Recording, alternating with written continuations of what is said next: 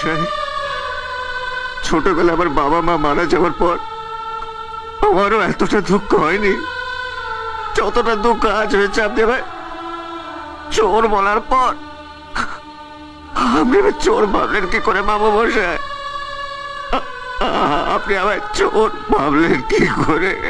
আর সাফাই গাওয়ার কোনো প্রয়োজন নেই। চলে যা এখান থেকে, চলে যা আমার চোখের সামনে থেকে, বেরিয়ে যা আমার বাড়ির থেকে, বেরিয়ে যা। বাবা, শুধু বাড়ি কেন, এই শহর ছেড়ে আমি চলে যাব। কি বা দাম আছে একটা অনাথের? কোন রকমে বাকি জীবনটা আমি কাটিয়ে দেব। এতদিন নিশ্চিন্তে কাটিয়েছি আমার জীবনটা, কারণ আমি জানতাম যে বাবু মশাইয়ের আশীর্বাদ আছে আমার মাথার উপর।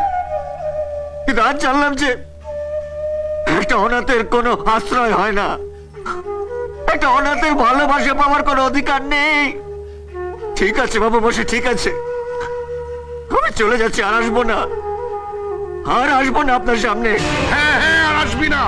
এরপরে যদি আমার বাড়ির চৌকাঠে তুই পা রেখেছিস তাহলে আমার মুখ তুই দেখবি।